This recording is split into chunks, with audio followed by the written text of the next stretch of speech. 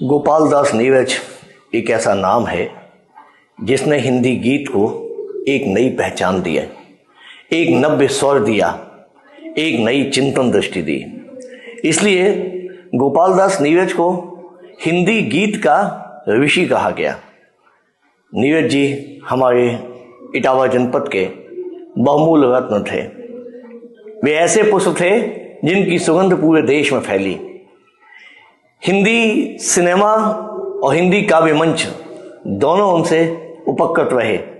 वे शिक्षा, फिल्म, साहित्य, न जाने कितनी विधाओं को उन्होंने अपनी सेवाओं से उपकृत किया। नीरज जी जैसा गीतकार, उनके गीतों की एक एक अवधाली आपको ये एहसास कराती है कि मनुष्यता है कहाँ, सृजन है अधूरा अगर विश्व भर में, कहीं भी किसी द्वार पर है उदासी, मनुष्यता नहीं पूर्ण तब तक बनेगी कि जब तक लहू के लिए भूमि प्यासी, चलेगा सदा नाश का खेल यूं ही, भले ही दिवाली यहाँ रोज आए, जलाओ दिए पर रहे ध्यान इतना, अंधेरा धरा पर कहीं वह न जाए।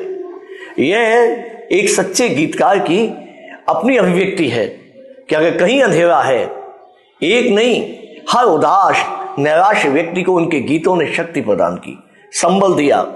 कुछ सपनों के मर जाने से जीवन नहीं मरा करता है। अगर ये कुछ सपनों के मर जाने से जीवन नहीं मरा करता, एक पंक्ति व्यक्ति को उदासी के क्षणों में, निराश के क्षणों में शक्ति प्रदान करती है। यह अपने आप में एक बड़ा स्वर है। कोशिश भी की किंतु हो सका मुझसे यह न कभी जीवन में, इसका साथी बनूं जेठ में, उससे प्यार करूं सावन में, जिसको भी चाहा उसकी मन में याद संजोई ऐसे, कोई सांस सुहागन दीवा वाले जो तुलसी पूजन में, मेरे स्वप्न मर गए अविवाहित इस कारण, मेरे पास सिर्फ कुमकुम था कंगन पानीदार नहीं था। यह नीरज का चिंतन था, यह नीरज के का अपना दृष्टि थी। हिंदी कविता को वे उन्होंने जिस विधा पर हाथ रखा, बोझ श्वास है तन नहीं, इसे ही समझ लो खूब, मुर्दा जल में तैरता जिंदा जाता डूब। यानी यह चिंतन, श्वास का ये बोझ, ये बहुत बड़ी बात है। नीरज जी जैसा कवि, हम लोग उनके बहुत स्नेह पात्र रहे। संयोग से मुझे उनके जीवन काल में, उनके जीवन की 75वीं वर्षगांठ पे एक पुस्तक हिंदी वीणा गोपाल दास नीरज का संपादन करने का अवसर इटावा हिंदी सेवा निधि ने दिया। और नीरज जी वो पुस्तक बड़ी प्रिय थी।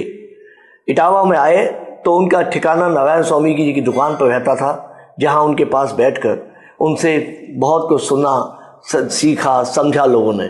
इटावा उनकी हृदय का स्पंदन था, इटावा उनकी वाणी थी, इटावा में चंबल का तेवर उनकी कविता का तेवर था। इसलिए इटावा और नीरज एक दूसरे के प्यार थे। वे भले ही अलीगढ़ में रहे हों, भले ही दिल्ली में रहे हों, लेकिन इटावा उनकी रग रग में बसता था। इसलिए हम जानते हैं कि गोपाल दास नीरज इस हिंदी कविता के ऐसे शिखर पुरुष थे जिन पर जितनी बात की जाए उतनी कम है। आज उनकी पुण्यतिथि पर हम ऐसे महाकवि को, ऐसे गीत ऋषि को एक बार फिर प्रणाम करते हैं, इस उम्मीद के साथ कि नीरज जी से हम सब कुछ न कुछ सीख सकें। उनके चिंतन से, उनकी दृष्टि से, उनके दार्शनिक पक्ष से हिंदी की पीढ़ियां बहुत कुछ सीखती रहेंगी। मैं एक बार फिर उन्हें प्रणाम करता हूँ।